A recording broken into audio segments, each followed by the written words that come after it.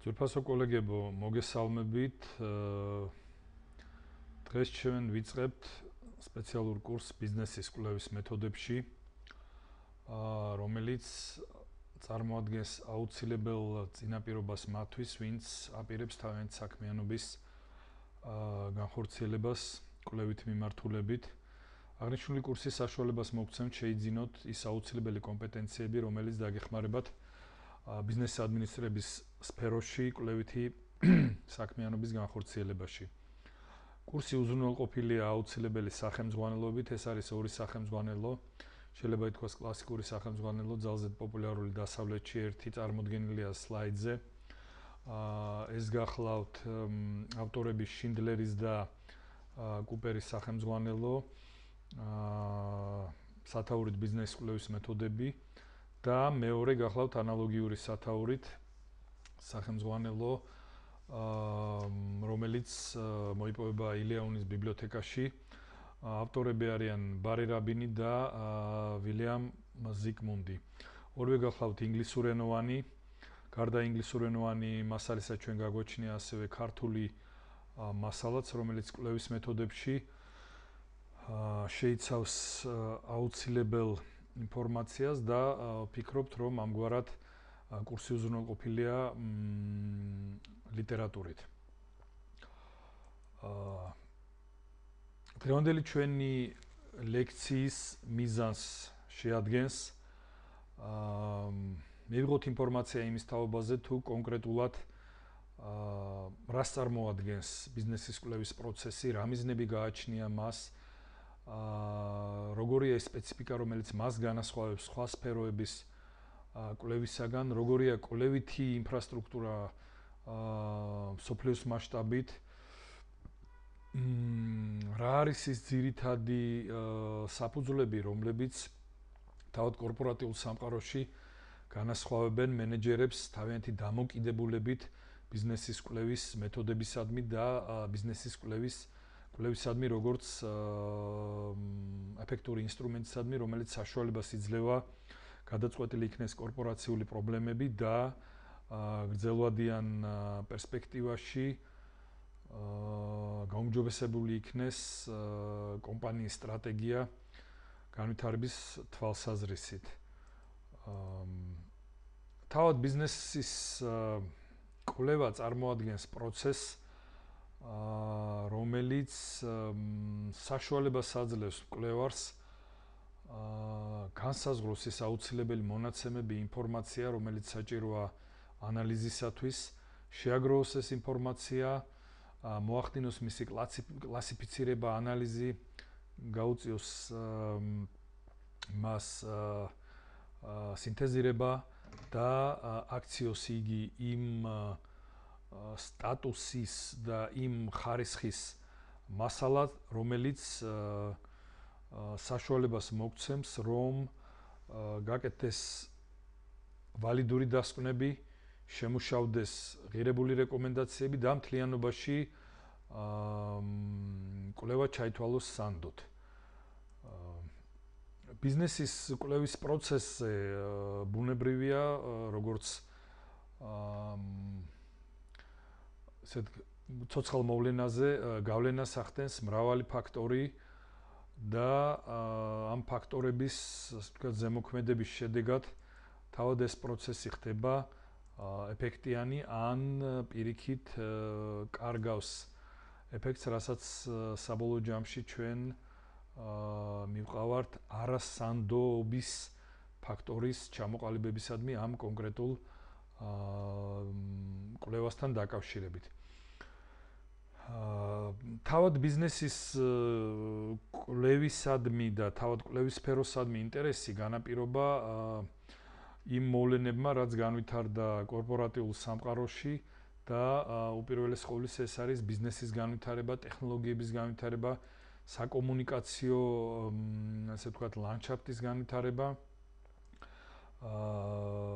ცვლილება ბიზნეს გარემოში, ეკონომიკურ გარემოში მთლიანად და კონკრეტულად ბიზნეს გარემოში,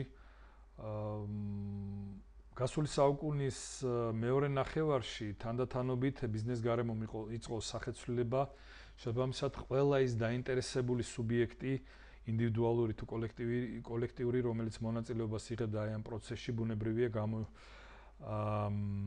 გამოვიდა წინა პლანზე და თავისი ძალიან კონკრეტული და მიზნობრივი დამოკიდებულება გამოავლინა ბიზნესისადმი და შესაბამისად იმ პარამეტრებისადმი, რაც ახასიათებს ბიზნესის ეფექტურობას. შესაბამისად აი ეს საშუალებები, ეს მოვლენები, რომელიც ჩამოყალიბდა ბიზნეს გარემოში, შეიძლება ითქვას, რომ მოგვევლინა ძალიან სერიოზული ზემოქმედების ფაქტორება. ჩვენ სლაიდზე ვხედავთ იმ დიდი მნიშვნელობის ფაქტორებს, როგორც არის თქვათ, ინტერნეტის განვითარება, თავად ბიზნესის როგორც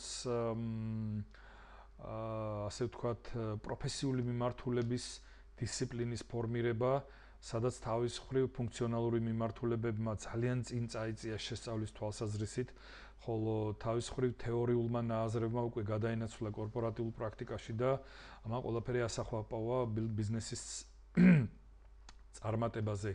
გამოთვლითი შესაძლებლობების ფანტასტიკური ზრდა, რომელიც საშუალებას გვაძლევს სხვადასხვა მონაცემების იმ რაკურსით წარმოჩენაში, რაც ახასიათებს კომპანიის მდგრადობას სხვადასხვა მიმართულებით. იქნება ეს ფინანსები, იქნება ადამიანური რესურსები, იქნება ზოგადად გრძელვადიანი სტრატეგია მარკეტინგის თვალსაზრისით, მენეჯმენტის ეფექტიანობა და ასე შემდეგ.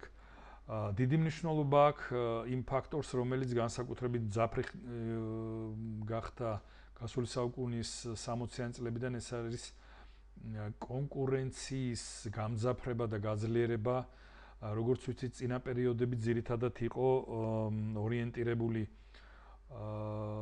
საწარმო პროცესებზე და აი ამ მომსახურებისა და საქონლის შექმნაზე.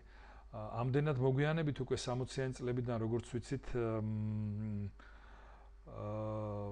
აი ამ დოლათის აკუმულირებამ, თვითონ საწარმო სიმძლავრეების განვითარებამ და საწარმო პროცესების სტანდარტიზაციამ მოგვცა ის, რომ საწარმო საკითხი ფაქტორი აღარ წარმოადგენს უკვე პრობლემას, ამრედ პრობლემა არის უკვე ბაზარი თავისთავად და აი ამ საქონლისა და მომსახურების ინტეგრირება ბაზარში. რამაც საბოლოო ჯამში მიგვიყვანა ჩვენ გაზრდილ კონკურენციამდე. შესაბამისად, ეს არის ერთ-ერთი ძირითადი ფაქტორი, რომელიც ზეგავლენას ახდენს ასე ვთქვათ, ბიზნესის მიმდინარეობაზე. დაინტერესებულ მხარეთა, ასე ვთქვათ, ზემოქმედება კომპანიაზე, რაშიც შედის პირველ ყოვლისა მენეჯმენტი, მესაკუთრეთა ფენა, შემდგომ კომპანიაში მომსახურე პერსონალი და ბოლოს კლიენტურა და აგრეთვე საერთოდ ზოგადად გარემო საზოგადოება, რომელიც აუცილებლად იჩენს ინტერესს ბიზნესის სფეროს მდგომარეობისადმი. ვინაიდან ძალიან ბევრი ფაქტორი ისეთი, როგორც არის მაგალითად გარემოზე ზემოქმედება, კლიმატის ცვლილება, უსაფრთხოებები, სასურსათო უსაფრთხოება, ტექნოლოგიური უსაფრთხოება და ასე შემდეგ წამოვიდა წინა პლანზე. ამდენად თლიან საზოგადოება გამოხატავს უკვე დაინტერესებას ბუნებრივია ბიზნესის მიმდინარეობისადმი და შესაბამისად განეკუთვნება იმ ფაქტორს, რომელიც ზეგავლენას ახდენს ბიზნესის კვლევისადმი დამოკიდებულებაზე და მოთხოვნებზე. თავად ასე ვთქვათ, პროცესი ბუნებრივია დროთა განმავლობაში ცვალებადია გამომდინარე იმ ტექნოლოგიების პროგრესისა, რომლის შესახებაც ჩვენ აღვნიშნეთ და რაც თავარია კვლევის მეთოდოლოგიური ბაზის საფუძვლის ცვლილებაზე დამოკიდებულებით. ანუ მაგალითად ჩვენ შეგვიძლია ვთქვათ, რომ სადღაც 60-იან 70-იან წლებამდე ძირითადი ინფორმაციული საქმიანობა ეს იყო შეგროვება, შეკრება და მისი შენახვა, დასაწყობება. მაშინ, როდესაც მოგვიანებით უკვე წამოვიდა უფრო ესეთი ანალიტიკური საქმიანობა, როგორიცაა უპირველეს ყოვლისა მონაცემების როგორც მოპოვება, ასევე ანალიზი და ამ ანალიზის პროცესში გამოყენება ძალიან ისეთი რთული და მაგრამ ეფექტური მოდელებისა და პროცედურებისა, როგორცაც მაგალითად აქ სლაიდზე წარმოდგენილი მათემატიკური მოდელირება წარმოადგენს. ანუ ფაქტიურად ბიზნესის კვლევის არსენალში თუ საწყის ეტაპზე დომინირებდა ინფორმაციის, ასე ვთქვათ, მოპოვება და მის სტატიკური დამოკიდებულება, მოგვიანებით ეს უკვე გადავიდა ანალიზურ პროცესებზე და მხოლოდ აღწერილობითი ფაზა ბუნებრივია უკვე აღარ იყო საკმარისი. რა არის ბიზნესის ასე ვთქვათ, შეფასების და შესწავლის ობიექტი და შესაბამისად რაზეა კონცენტრირებული ბიზნესის კვლევითი პროცესები და საერთოდ ბიზნესის ინტელექტუალური დამუშავების პროცესები. ბუნებრივია ეს სხვა არაფერია თუ არა კორპორატიული საჭიროებები, კორპორატიული პრობლემატიკა, იდეები და აგერ ჩვენ ვხედავთ მაგალითად მიკროდონეზე თუ რა წარმოადგენს აი ამ ზემოქმედების სფეროსა და საფუძველს. ეს არის უპირველეს ყოვლისა სტრატეგიული სივრცე ბიზნესის აქტივობის, რომლის შემადგენელი ელემენტები სტრატეგიაში ახლავთ, ეს არის მისია, ეს არის ხედვა, ეს არის მიზნები, ბიზნესის მიზნები, ეს არის ბიზნეს სტრატეგიები, თავისუფლი დარგის სტრატეგიები, სექტორული სტრატეგიები და პროცესები უფრო, ასე ვთქვათ, ოპერატიულ დონეზე, როგორც არის ბიზნესის ტაქტიკა. აი ყოველივე ეს წარმოადგენს დაინტერესების და შესწავლის სფეროს და ბუნებრივია კვლევაძიება სწორედ აი ამ მიმართებით არის კონცენტრირებული. აუცილებელია რომ ჩვენ თავისთავად განვასხვაოთ ის პროცესები, რაც ბიზნესის ასე ვთქვათ კვლევით წიაღში არსებობს. პირველ ყოვლისა ის რომ საინფორმაციო საქმიანობის და ინფორმაციასთან ურთიერთობის ისეთი სპეციალური დაწინაური ტექნოლოგიები არსებობს, რომლებიც მოიხმარება ყოველდღიურ მენეჯმენტში, თუმცა ბუნებრივია ისინი არ წარმოადგენენ თავისთავად კვლევას.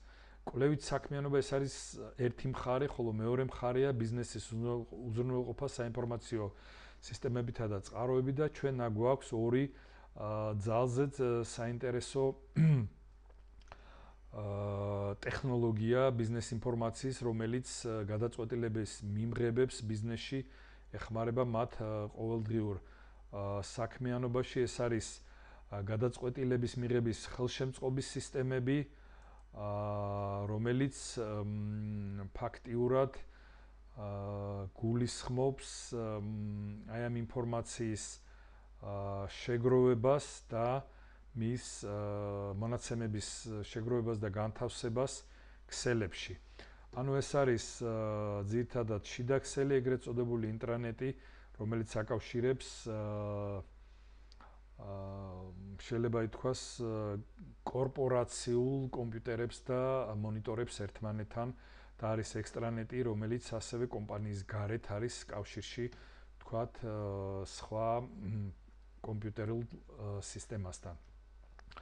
თუმცა ეს არის მაინც ასე ვთქვათ სტატიკური პროცესი, რომელიც იძლევა აუცილებელ ინფორმაციას მონაცემებს ბიზნეს პროცესების თაობაზე, რაოდენობრივ მახასიათებლებს და ბუნებრივია ეს არის ის აუცილებელი და საჭირო მასალა, რომელიც ასე ვთქვათ ხელთ უპყრია მენეჯმენტს.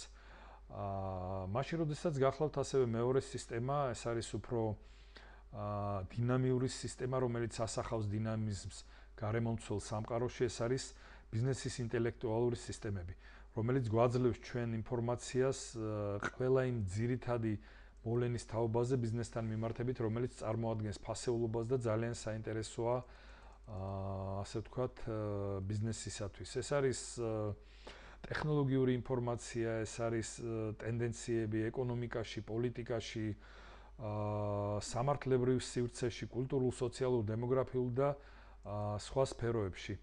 გასაგებია, რომ ეს ყველაფერი არის კავშირში აუცილებელ კავშირში ბიზნესის წარმოებასთან, სტრატეგიულ დაგეგმვასთან, რისკებიდან თავის დაზღვევასთან და ასე შემდეგ. აი ჩვენ ხედავთ ამ სლაიდზე თუ რამდენად მრავალფეროვანია ეს გარემო და რომ ამ გარემოს მრავალფეროვნება უფრო და უფრო იზრდება, ბუნებრივია აი წინა პერიოდებთან შედარებით გასული საუკუნის თქვათ 30-იან ან 50-იან წლებთან შედარებით ძალიან ბევრი ფაქტორი შემოდის ისეთი, რომელიც გადამწყვეტია ბიზნესის კეთების პროცესში და თავისთავად მისი იგნორირება წარმოუდგენელია კორპორატიული პრობლემატიკის შესწავლისას და ბიზნესის სივრცეების და ბიზნესის პროცესების კვლევის პროცესში. ჩვენ ხედავთ, რომ ეს არის სამთავრობო, ეს არის დემოგრაფიული, ტექნოლოგიური, სოციალურ-კულტურული, ეკონომიკური ფაქტორები. ძალიან დიდია, როგორც უკვე აღინიშნა, კონკურენციის ფაქტორი თავისთავად და ასე შემდეგ. აი ერთ-ერთი მაგალითი იმისა, თუ რა აუცილებელი ასე ვთქვათ, საჭიროება არსებობს იმისა, რომ კომპანიის საქმიანობაში იქნება ეს ყოველდღიური თუ სტრატეგიული საქმიანობა გადაწყვეტილების მიღებები იყოს დაფუძნებული წინასწარი კვლევის მონაცემებზე. მაგალითად აღებულია კომპანიის ჰაგენ-დაცის კონკრეტული ბიზნეს кейსი, სადაც საუბარია ტაქტიკის შემუშავებაზე. თავისთავად ტაქტიკის შემუშავება არ იყო თვითმიზანი, ეს ყველაფერი გამოიწვია იმან, რომ ბიზნეს წარმატებები, ბიზნეს პერფორმანსი, ასე ვთქვათ, დაეცა ამ კომპანიის კონკრეტულ ბაზარზე და შესაბამისად დღის წესრიგში დადგა სტრატეგიული საკითხი, როგორ გაეძლიერებინა, ვთქვათ, კომპანიას თავისი პოზიციები ბაზარზე და ეკმაყოფილებინა, ვთქვათ, მომხმარებლის მოთხოვნები და აი ეს ყველაფერი რაც შეიძლება მოკლე ვადაში განეხორციელებია. ბუნებრივია კვლევამ აი ამ პრობლემის ჯეროვანმა კვლევამ მოიტანა ის, რომ მიღებული იქნა გადაწყვეტილება ჰაგენ-დაცის კომპანიის ბიზნეს ტაქტიკაში ცვლილების შეტანის თაობაზე, რაც თავის მხრივ საშუალებას მოგცემდა, რომ სტრატეგიული ცვლილებების მიზანი განეხორციელებინა. კერძოდ, როგორც კვლევამ გვიჩვენა, საჭირო იყო პროდუქტის ცვლა, მის დიზაინთან, მის შეფუთვასთან, მის პროდუქტის, ასე ვთქვათ, არსთან დამოკიდებულებაში და რაც თავარია ცვლილებების შეტანა გასაღების სქემაში. საბოლოო ჯამში ჩამოყალიბდა ესეთი ტაქტიკა, სადაც ვთქვათ, კონკრეტულად კბილეულის სეგმენტში ნაყინის ესეთი კონკრეტული ვთქვათ პარამეტრები იქნა შემუშავებული, ეს იყო 9 კილოგრამიანი ნაყინის პროდუქცია, რომელმაც შეიძინა ახალი სასაქონლო თვისებები, ეს იყო სუპერ პრემიუმი, გამდიდრებული სურნელით, ეს იყო როგორც უკვე ვთქვით, როგორც შეფუთვის, ასევე ვთქვათ, საქონლის მოცულობითი ცვლილება, იგი 9 კილოგრამიან სპეციალურ, ასე ვთქვათ, პაკეტებში იქნა დამზადებული. გაფორმებაში ფერებმა განიცადეს ცვლილებები და ასევე ცვლილებები განხორციელდა ვთქვათ, იმ დისტრიბუციისა და გასაღების ქსელში, რამაც ასე ვთქვათ, მოგცა სასწრაფო შედეგი, შედეგმა არ დააყოვნა და კომპანიამ შეასრულა ის თავისი სასწრაფო მიზანი, რომელიც მას წარმოექმნა არსებული კრიზისის ფონზე. აი ეს არის ნათელი მაგალითი იმისა, თუ კვლევის რატომ არის საჭირო კვლევა და კვლევის საფუძველზე რა კონკრეტული ასე ვთქვათ, შედეგები შესაძლებელია, რომ იქნეს.